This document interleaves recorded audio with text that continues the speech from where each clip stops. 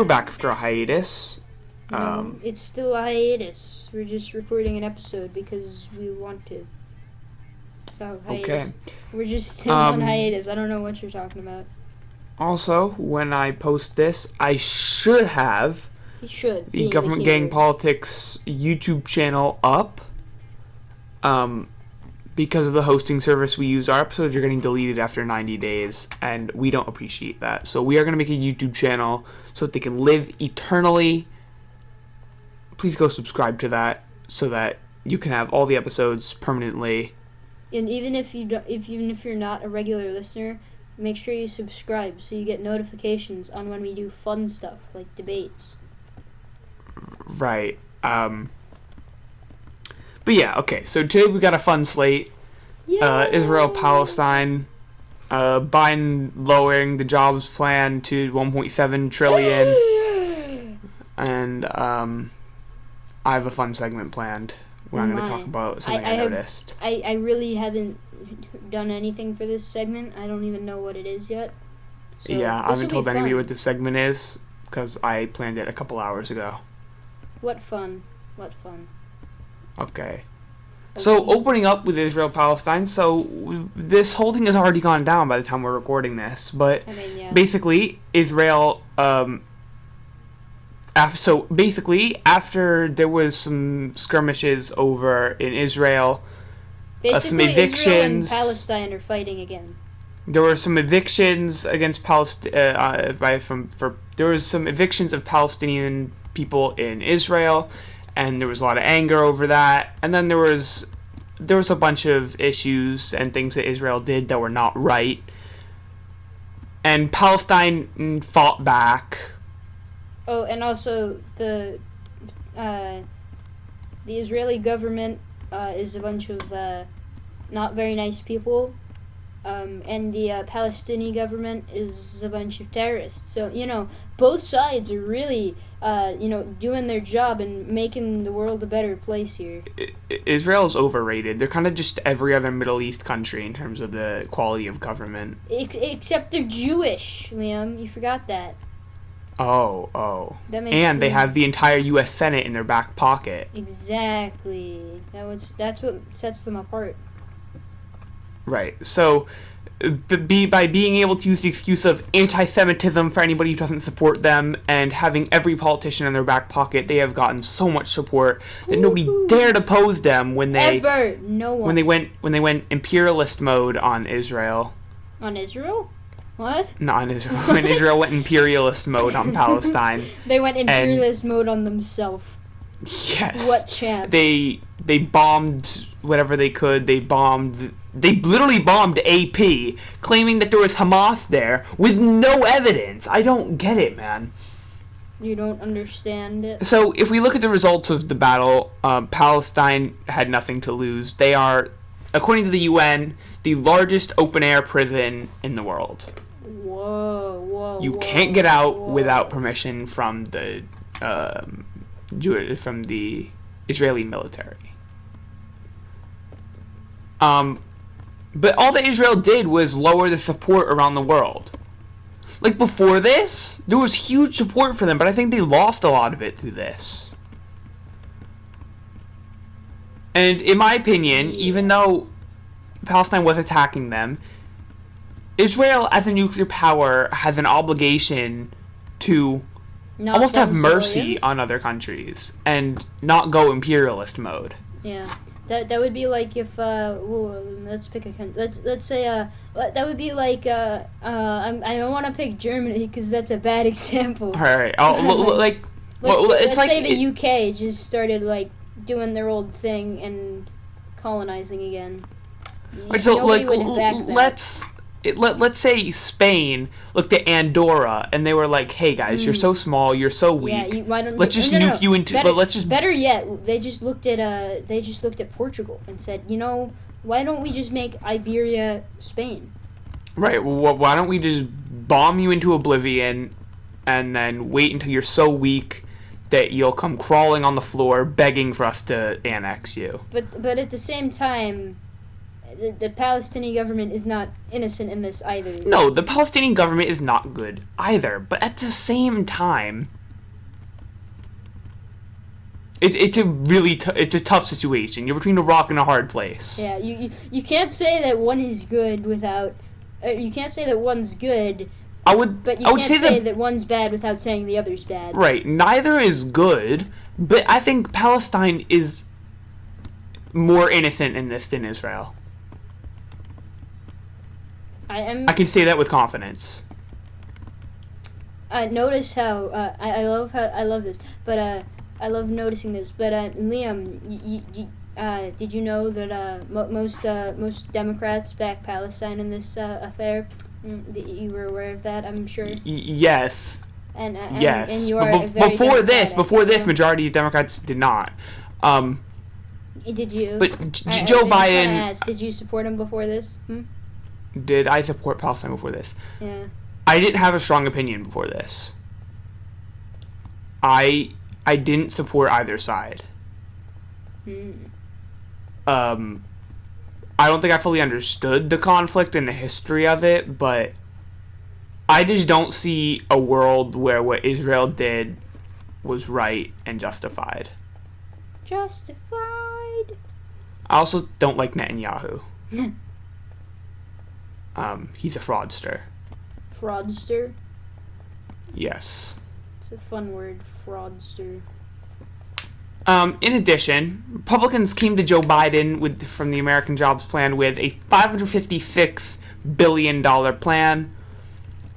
Basically, they said, hey, look, Joe Biden, this isn't infrastructure, so what if we just fix the roads and bridges and give us some high-speed internet? And Joe Biden was like, no, I don't think I'll do that. But he foolishly offered a compromise, $1.7 trillion, down from his $2.2 trillion. I don't think Joe Biden ever actually intended to go for the $2.2 trillion. Well, on the campaign trail, he offered $7 trillion. Yeah, that was a campaign promise. I mean, you can't. I get it, but at the same time, it's not enough funding. You see, if you remember in the 2008 crisis, they kept passing little things to try and fix. Itty-bitty things. To try and fix the crisis, they kept trying to pass little bills and little things, and it never worked. You have to do it big or not at all. Go big or go home. This may be Joe Biden's only 2 years to do stuff, and I swear to God, if Joe Manchin gets in the way. That would make you very mad, wouldn't it? Yeah, but I think he will. I'm going to email Joe Manchin and say, hey, my friend doesn't like you. Vote against this bill. I believe he probably gets so many emails every day, his campaign. Holy. Just, label it prank call. I believe Manchin is up for election, though, in 2022. No, 2024, I think. You think Joe Manchin's gonna lose? What is this crap? You're just crazy, man. I don't think Joe Manchin will lose. No, I hope he wins, because he's better than having a conservative. But he's not better than a conservative when it comes to, Democrats having control. He's better than a conservative when Democrats are losing in the Senate, because he will stand with Democrats, and on things like the skinny repeal. Joe Manchin will vote with Democrats against the skinny repeal. Skinny repeal. I was like, what? But a conservative from West Virginia would not vote against the skinny repeal. Darn. That would just an example of the type of thing where Joe Manchin does help us. Now, on a separate note, okay? A completely different note, except not actually all that different. Okay. So something I noticed, okay? Oh, is this time for the segment? Yeah, this is going to be the goodness, segment. This is I think insane. we can make this happen, okay? When Republicans make an argument, or when you hear a Republican argument, separate it into two elements. I noticed that almost all their arguments will have two elements.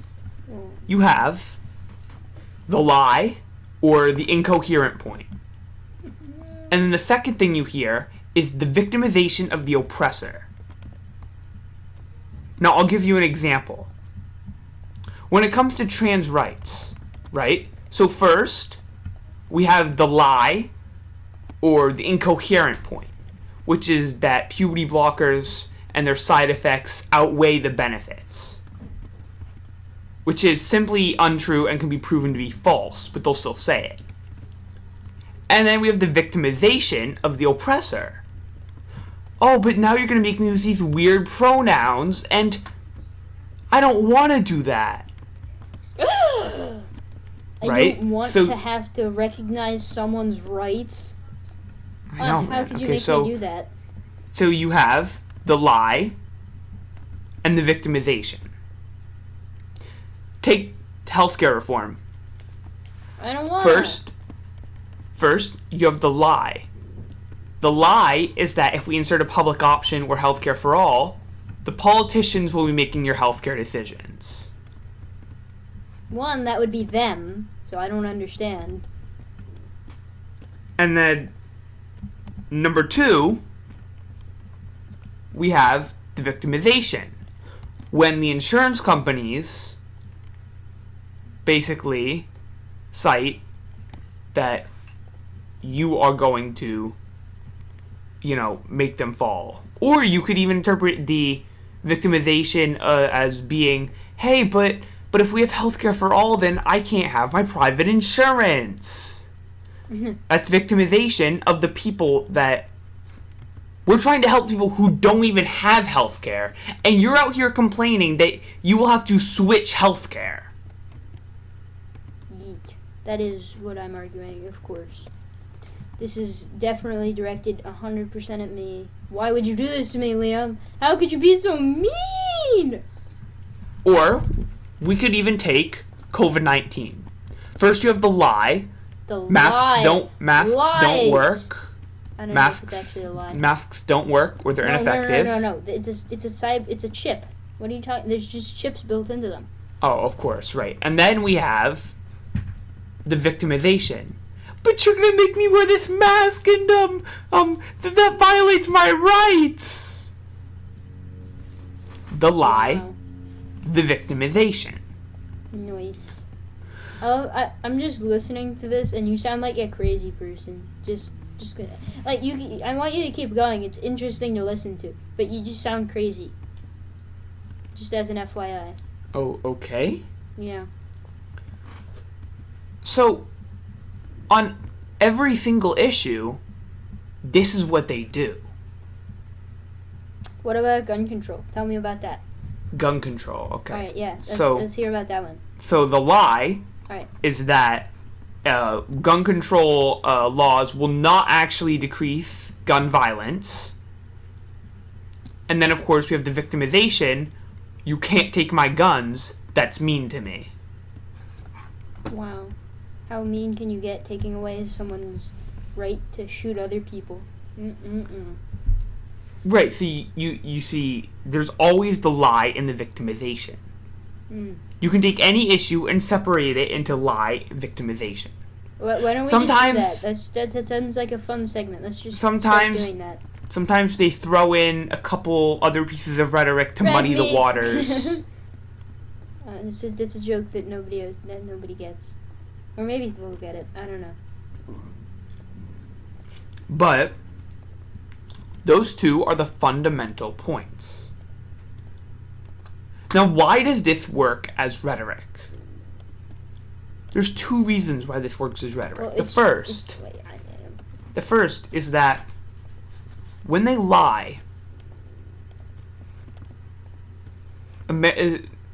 people naturally do not want to go to the effort of disproving them. So when they hear a fact, they naturally want the other side to, instead of saying that fact is not true... Oh, I actually did some research on this, Liam. What you're talking about is scientifically known as confirmation bias. When we hear information, we want information that we already believe or know, We want that to be true. So if we already believe that, let's say, that it's my God-given right to own a gun, and then you hear someone in power saying it, that makes you trust it because it's what you already believed. Right. So that's why the lie works, and then you pair it with the victimization. So the lie makes you not want to believe the other side. The victimization makes you want to fight the other side. The victimization is saying, hey, look, not only is this thing not good, it's bad. It's terrible for you. It's going to hurt you. It's going to hurt me? Right, so first, we'll take COVID-19 and masks for an example. First, they tell you masks aren't effective. Well, now, Mr. Naive says, okay, well, I guess now masks aren't effective, so I guess it's kind of useless that Democrats want to make a mask mandate. And now they tell you that this is a slippery slope, and, soon it's going to be communist America where they can make you do whatever you want, and we're all just going to be sheep. Sheps. And now, that makes you want to fight the mask mandate. Sheps. Please. Use correct grammar. Jesus. The lie, the victimization. Liam, you sound crazy. Not gonna lie. Because this is literally tactics that every politician uses. This is what they teach at political school. Yes, Doug. And do you know how many of our listeners have gone to political science in university? I know, but you're saying specifically that the Republican Party does this, but literally every politician in the history of ever does this. Okay, I understand. Okay. Okay, well then, how about you point to the other side? Point to progressive policy, and give an example of the lie and the victimization. Alright, well, first off, you see, the problem is that the Republican Party supports issues that are much harder to defend, and so their lies and stuff are much more prominent. Here we go. Let's see. Prominent Democrats saying that we're all gonna die in the next 10 years from climate change, when in reality, it is an issue, but it's not going to be in 10 years. It's just not. So that's the lie. Where's the victimization? The victimization is. Or is it inherent? Is it both? Yeah, it's both. Yeah. Because everybody's gonna die, so you need to help. Well, I would argue no. No, you would argue no. Okay. So number one. We will not all die from climate change in 10 years. That's extreme. They're but at saying the same the world time, is going to end from climate change in 10 years. Okay, right. At the same time, though, people will. Some people will die as a result of climate change within the next 10 years, whether it's natural disasters, the depletion of clean water. Well, by that logic, there is a constitutional right to own a gun. I understand that, right? But I'm not saying it's not. I'm not saying it's not a lie. It counts as the lie. All right.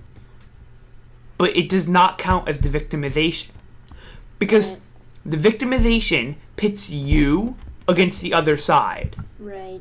Okay. Oh, and then the victimization is that. I gotta think about this one for a second. I already know what the victimization is. I've identified it. Oh, okay. Go ahead then.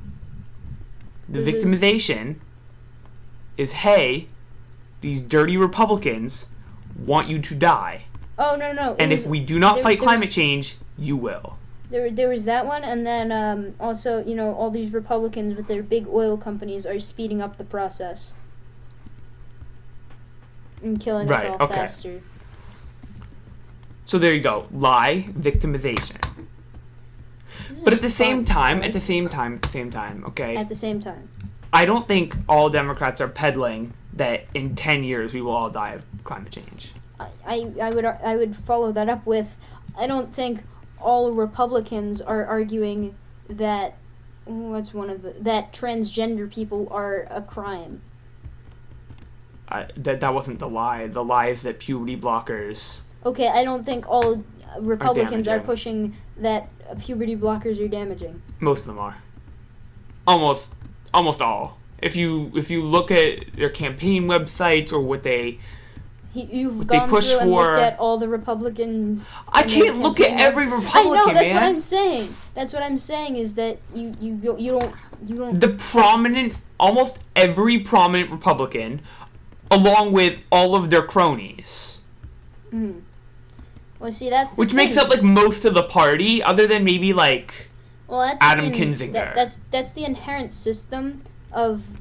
That's the inherent difference in the Democrat versus Republican system. Because the Democrats are liberal, they all have different views, so that there are no cronies that are pushing the same lies and stuff. So that's another thing where it's more like it's more visible on the Republican side because right. everybody has different views. But on the Republican side, everybody has the same views. Right. I mean, well, you can also see the lie in victimization through history. If we look at the argument against desegregation, the lie is that the African Americans are going to come and steal your jobs. And the victimization is, but it'll hurt my mental health to see all these African Americans everywhere. Wait, was that actually a thing? That was actually a thing. You can look it up. They Oh, said that it would hurt white people's mental health. Oh, no. I'm concerned now.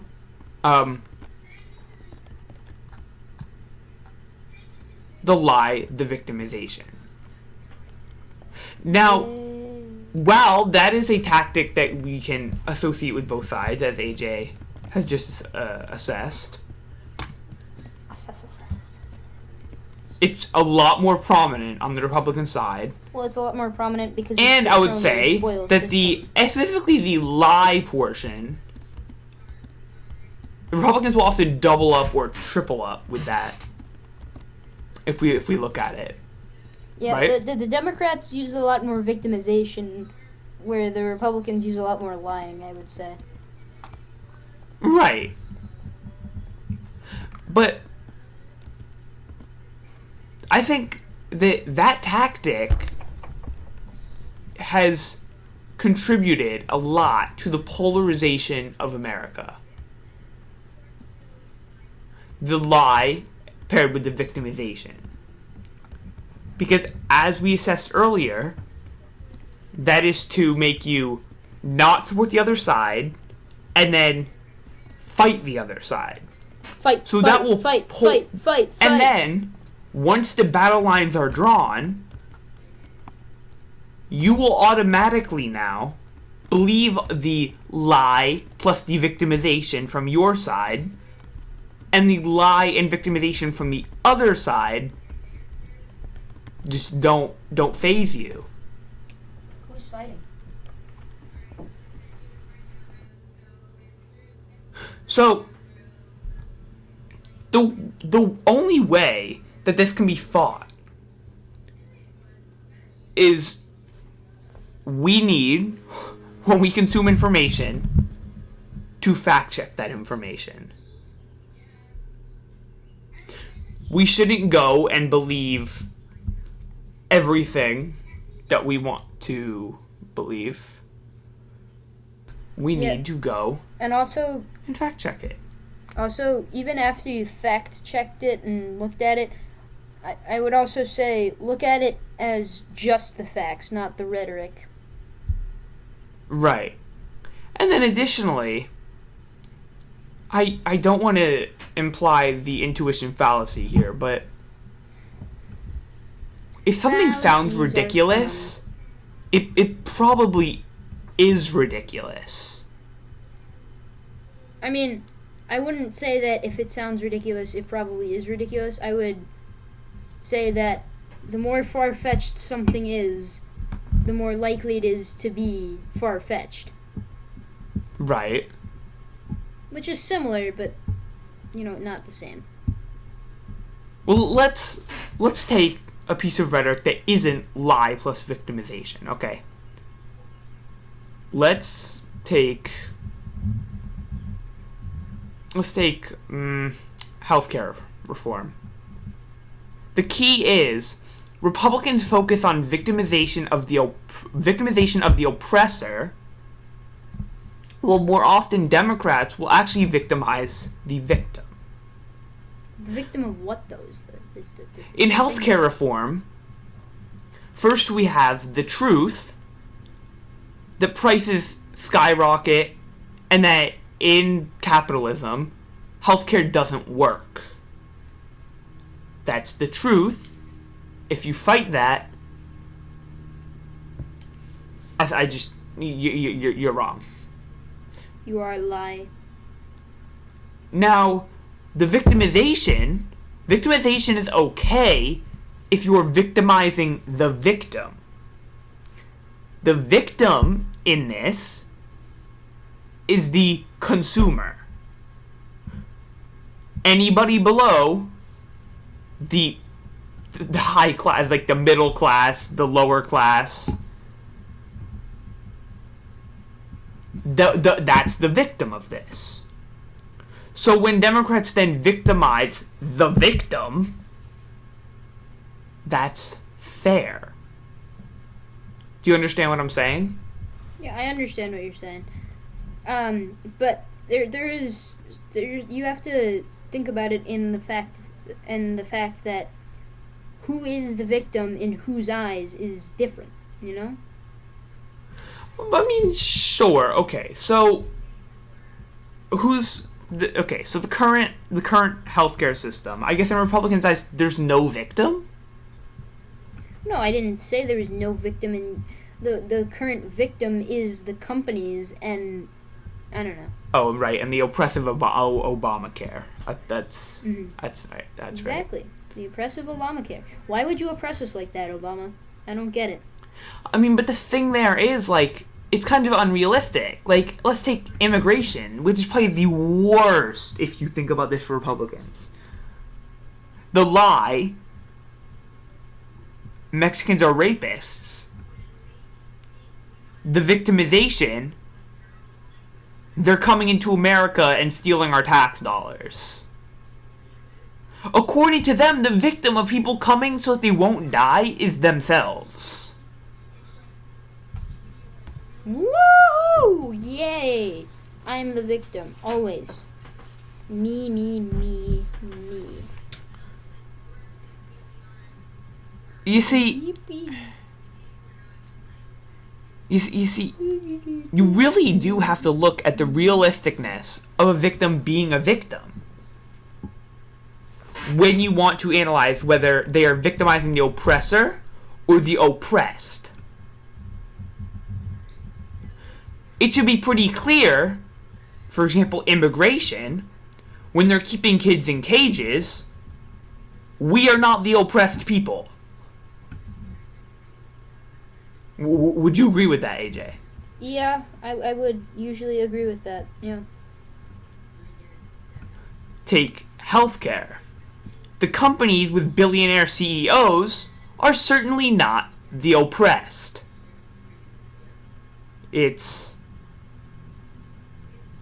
I hate using this, but it's intuition. The billionaire is you not... can't use intuition. The billionaire is not as the oppressed. Argument. AJ. Yes. Go ahead. So, what in your brain tells you that the billionaire is not the oppressed? I mean, common sense? Well, you gotta look at it as... I mean, yes, common sense, but you can't say intuition. You just gotta say, like, when you think about it a bit, you know? Yeah, like, intuition is just like your first instinct. What you think is true. Right. So once you think about it a little bit, you realize not really. Right. So, when you think about healthcare, think about who the Republicans are victimizing, and think about who the Democrats are victimizing.